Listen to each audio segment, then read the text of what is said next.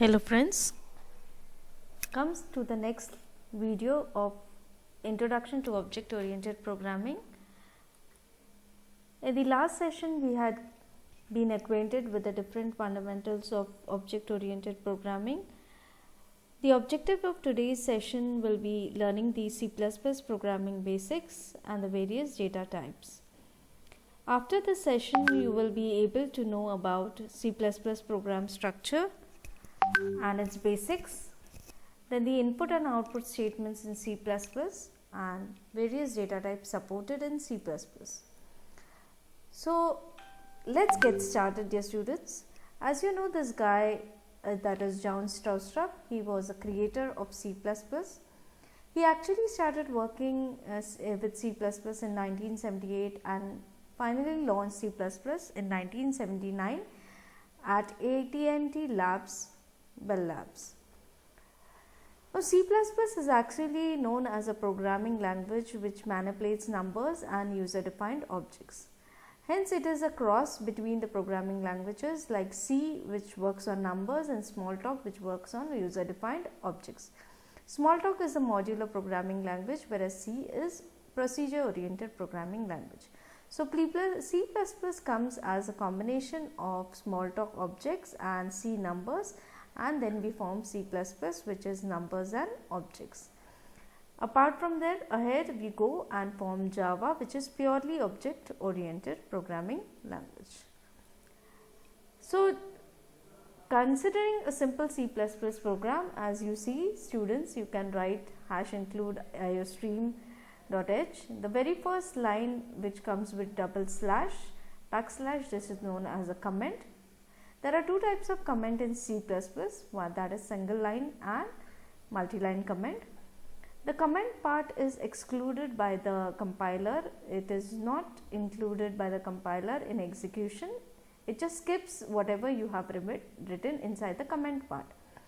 Second part comes, that is #include iostream. Here this statement means that you are including a header file which is having a collection of functions, and this header file has its name IO, that is input output stream. Next is using namespace std. This is the actually accessing way of accessing an IO library. We'll go into detail why namespace is being used in the next coming videos.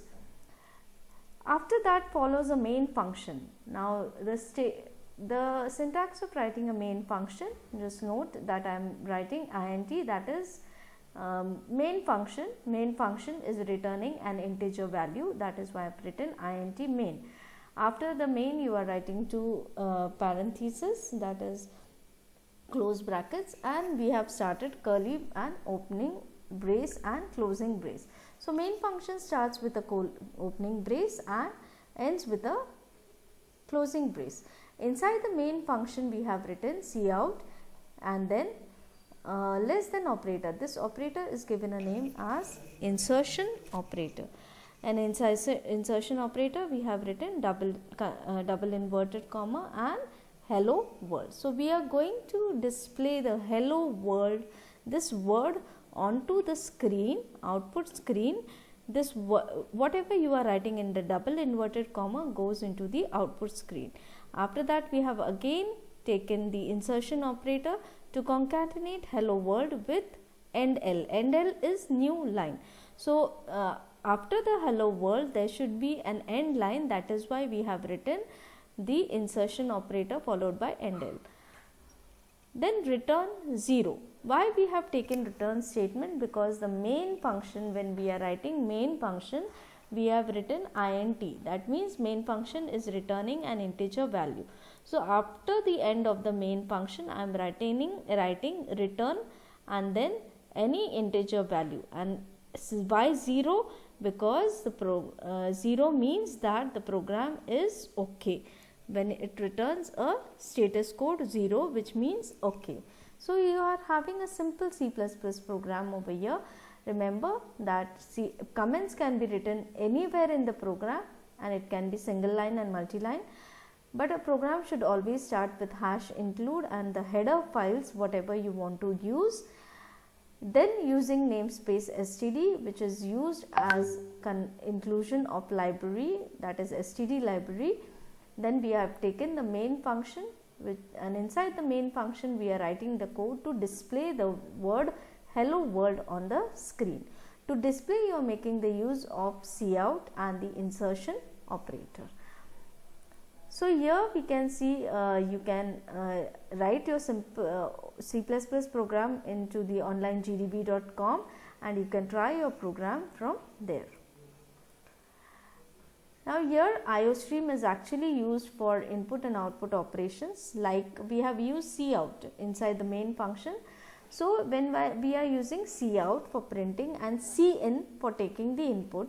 So IOStream means input and OStream means output. So that is why you are having input operations and output operations combined together into one header file, that is IOStream. So since in your program you are using cout, that is why you need to include the header file IOStream. Now namespace std, this is actually a standard library which contains all the standard names which we are using in C++. Now there is a standard keyword which we are using cout and cin. These are the words which are used in C++, and if we don't write using namespace std, then before cout or whenever I am making the use of cout, I have to use std scope resolution operator cout. Instead of writing again and again, I make it using namespace std once, and wherever cout is going to be used, it will be used directly as cout. Now see this C++ program without using a namespace. If I do not using namespace std, then while writing cout, you will have to use std scope resolution operator and then cout. So this is known as why we have to write namespace std. Now input output operations, all of you remember that for input output we have cin and cout objects. We have to include the header file, that is iostream.h. Now this cout variable is taking something, is going to display a variable whichever is there inside the memory.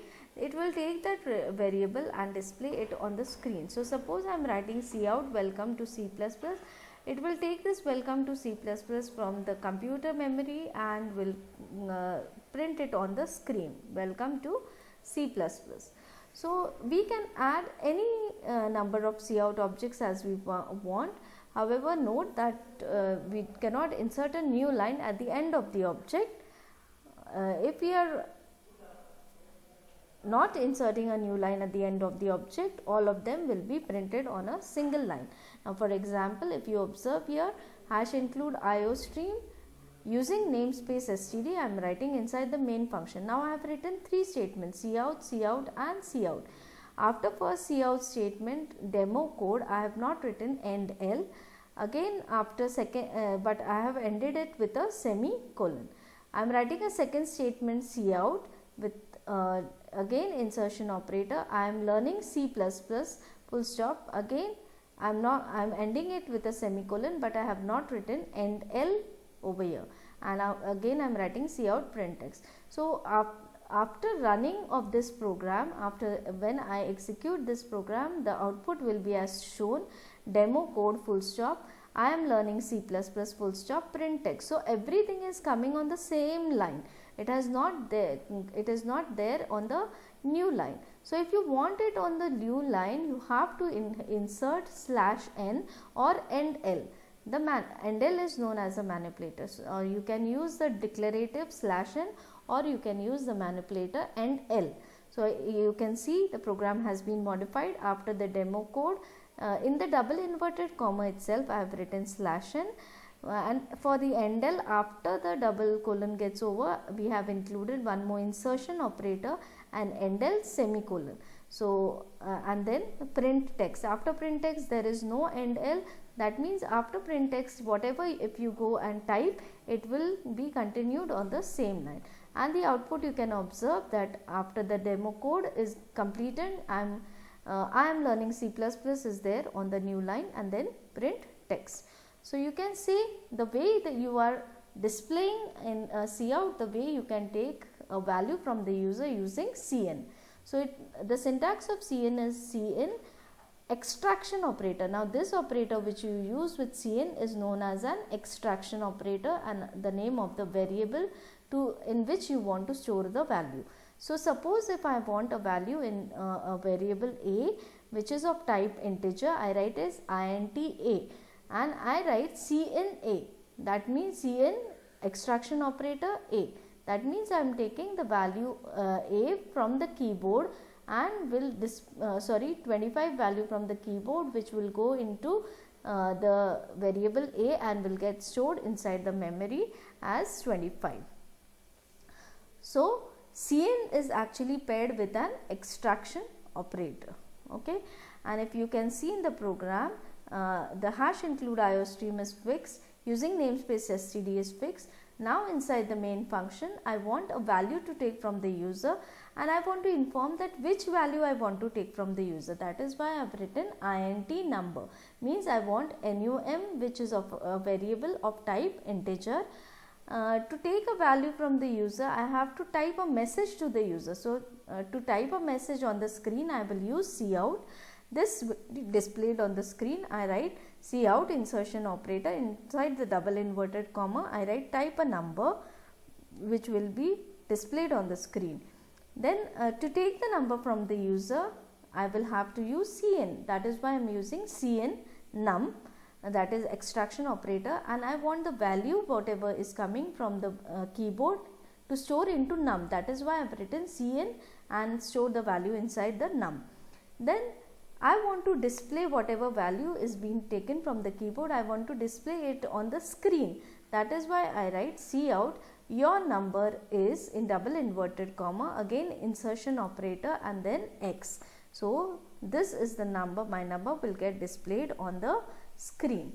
So see that we have written cin and cout, and to write the comment, suppose that a and b work together for the same company. A writes some code, program code, but it will take too much time for B to understand that what exactly A has written in the code.